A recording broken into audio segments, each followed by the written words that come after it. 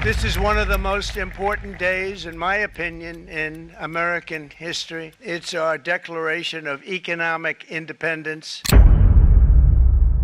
Kebijakan tarif Trump tidak akan berdampak pada bisnis Anda. Mungkin Anda harus berpikir ulang. Di video kali ini, kita akan kupas tuntas ancaman dampak spesifik tarif Trump bagi pengusaha Muslim di Indonesia, baik pasar global maupun domestik. Solusi konkret, strategi dan ikhtiar atau action yang bisa langsung Anda terapkan, tidak hanya untuk bertahan, tapi juga berkembang. Tonton video ini sampai habis, mungkin bisa membantu Anda mengarahkan bisnis di tengah ketidakpastian perdagangan dunia. Bismillah. Ziko News.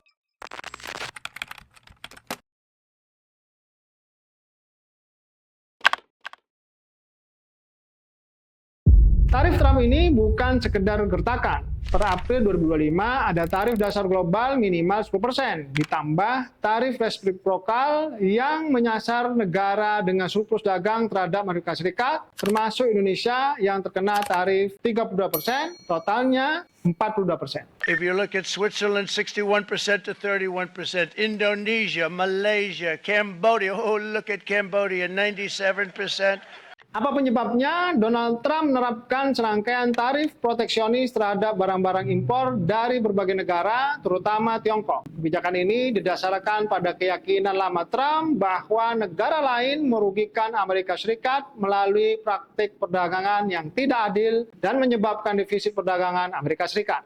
Jadi sebenarnya tujuan dari tarif ini mulia bagi negara Amerika karena bertujuan untuk yang pertama melindungi industri domestik Amerika Serikat seperti baja dan manufaktur. Yang kedua mengurangi defisit perdagangan Amerika Serikat. Yang ketiga mendorong reshoring, pemindahan kembali manufaktur ke Amerika Serikat. Yang keempat menghadapi praktik perdagangan yang dianggap tidak adil oleh negara lain seperti pencurian kekayaan intelektual oleh Tiongkok. Yang kelima meningkatkan daya tawar Amerika Serikat dalam negosiasi perdagangan dan menghasilkan pendapatan bagi pemerintah federal.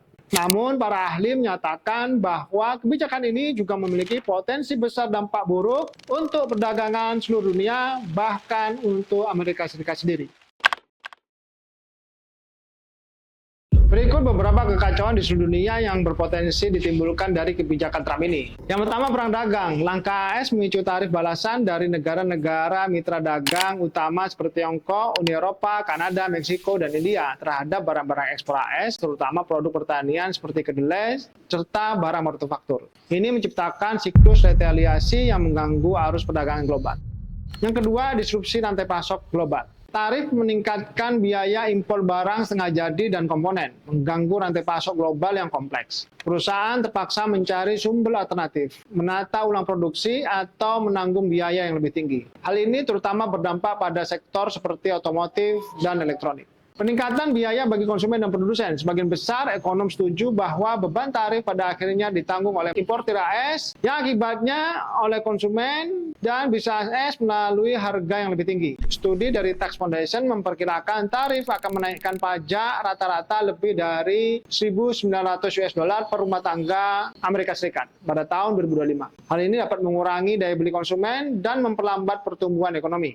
Yang keempat, ketidakpastian ekonomi dan pasar keuangan. Kebijakan tarif yang berubah-ubah dari ancaman tarif baru menciptakan ketidakpastian yang signifikan bagi bisnis global, menghambat investasi dan perencanaan jangka panjang. Pasar keuangan global bereaksi negatif terhadap pengumuman tarif, tercermin dari penurunan tajam indeks saham dan volatilitas pasar. Yang kelima, dampak pada pertumbuhan ekonomi global. Sejumlah analisis menunjukkan bahwa tarif Trump dan perang dagang yang diakibatkannya berpotensi mengurangi PDB global dari Amerika Serikat. Misalnya, CSIS memperkirakan gabungan tarif Trump per April 2025 dapat mengurangi PDB AS sebesar 1%, yaitu sekitar $300 miliar per tahun, dan menaikkan harga sebesar 9,5%. Fitch Rating bahkan memperingatkan bahwa tarif yang berkepanjangan dapat mendorong banyak negara ke dalam resesi. Yang keenam, pergeseran aliran perdagangan. Sementara tarif mengurangi impor dari negara target seperti Tiongkok, sebagian perdagangan dialihkan ke negara lain, misalnya Vietnam pada periode pertama Trump. Meskipun kemudian Vietnam juga dikenai tarif tinggi, namun secara keseluruhan tarif cenderung mengurangi volume perdagangan global. Yang ketujuh, dampak sektoral. Sektor-sektor tertentu merasakan dampak yang lebih besar. Industri baja dan aluminium AS mungkin melihat peningkatan produksi domestik. Namun, industri pengguna baja dan aluminium seperti otomotif dan konstruksi menghadapi biaya input yang lebih tinggi.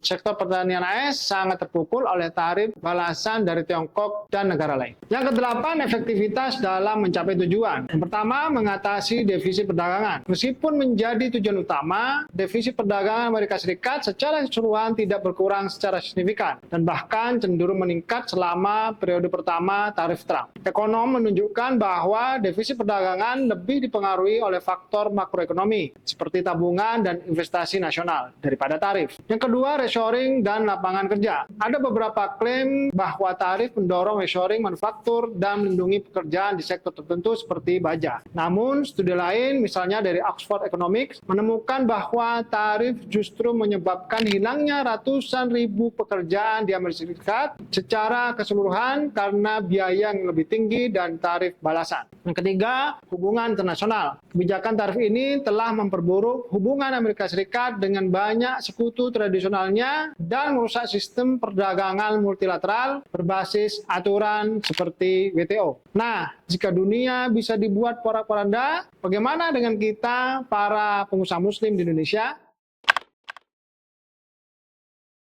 Kita bagi dampak bagi pengusaha muslim ini menjadi dua.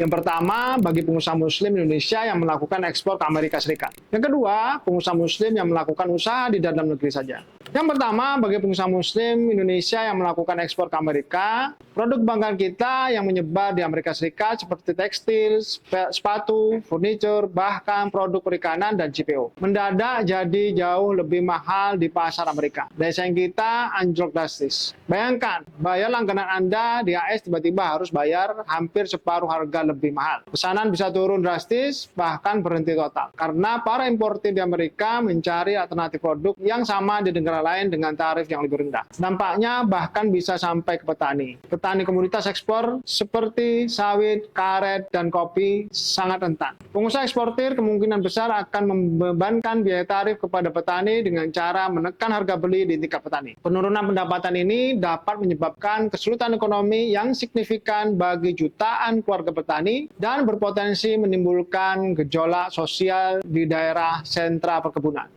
Yang kedua, pengusaha muslim yang melakukan usaha di dalam negeri saja. Pertama, banjir produk impor murah. Negara seperti Tiongkok, Vietnam, atau Kamboja yang juga terkena tarif AS mungkin akan mengalihkan ekspor mereka ke pasar alternatif, termasuk di Indonesia. Ini dapat membanjiri pasar domestik Indonesia dengan produk impor yang lebih murah, menambah tekanan persaingan bagi produsen lokal. Yang kedua, gangguan rantai pasok. Selain itu, pengusaha Indonesia yang menggunakan bahan baku atau komponen impor baik dari Amerika Serikat yang mungkin terkena tarif balasan dari negara lain maupun dari Tiongkok atau negara lain yang terkena tarif Amerika Serikat akan menghadapi kenaikan biaya produksi dan ketidakpastian pasokan. Selain para pengusaha, ini juga menyangkut nasib ribuan karyawan di pabrik-pabrik kita. Keberlangsungan usaha yang sudah kita bangun dengan susah payah dan bahkan potensi tekanan pada ekonomi nasional hingga resiko PHK massal dan resesi jika tidak diantisipasi. Jadi, bagaimana solusinya? Di tengah tantangan ini, ada banyak pintu keluar yang bisa kita buka. Mari kita bedah satu persatu. Strategi pertama, perkokoh fundamental bisnis. Bangun bisnis yang kuat tahan badai dan memiliki kekuatan kompetitif baik di pasar domestik maupun global. Bagaimana caranya? Yang pertama, memiliki visi dan misi perusahaan. Memiliki tujuan mulia perusahaan yang harus dicapai bersama. Yang kedua, memiliki positioning yang kuat. Perjelas keunggulan kompetitif perusahaan dan produk atau layanan. Yang ketiga, memiliki kualitas dan standar produk atau layanan. Terapkan ISO, SNI, perkuat dengan sertifikasi yang dibutuhkan seperti sertifikasi halal. Yang keempat, memiliki keuangan yang sehat. Jaga cash flow, miliki pengelolaan modal investor yang amanah, dan tingkatkan profit perusahaan. Yang ketiga, memiliki SDM yang unggul. Investasi pada tim Anda dan tekankan ikon dalam bekerja. Yang keenam, memiliki sistem manajemen dan digitalisasi. Perkuat sistem juga standarisasi manajemen dan adopsi teknologi yang relevan. Strategi kedua, diversifikasi pasar. Segera petakan dan garap pasar alternatif sebagai berikut.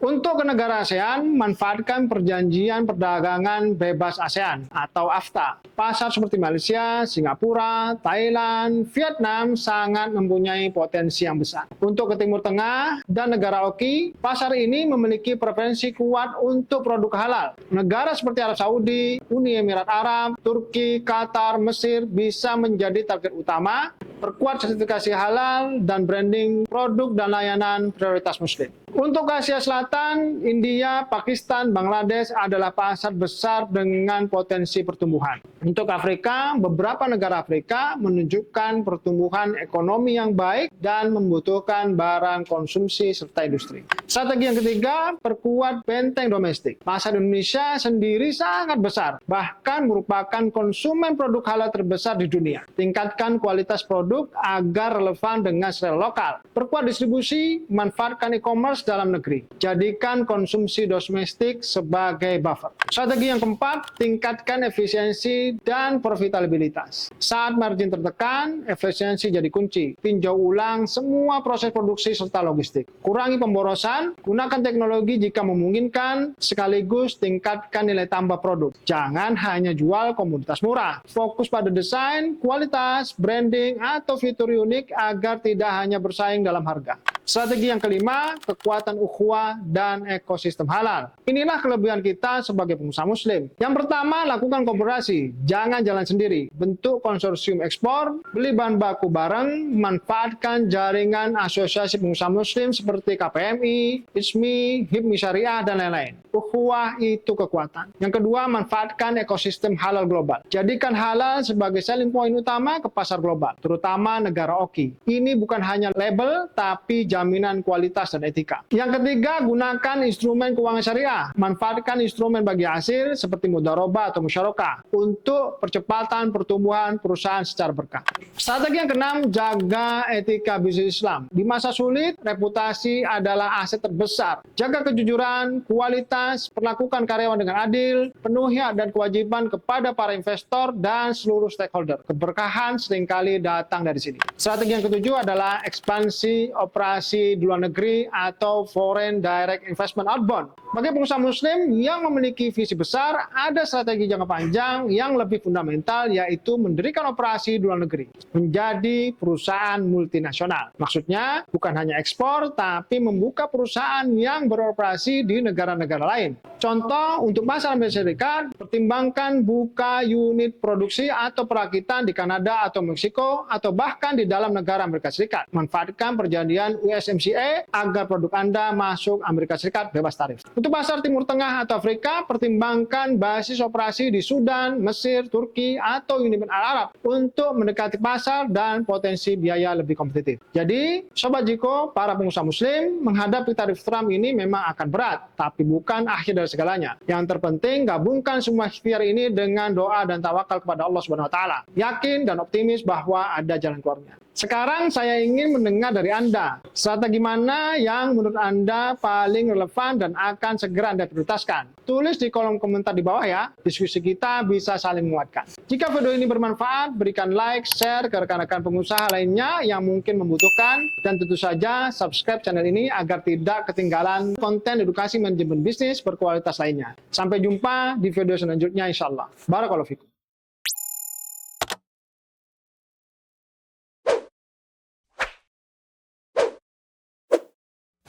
Halal, Transform, Accelerate, Ziyadah Consulting.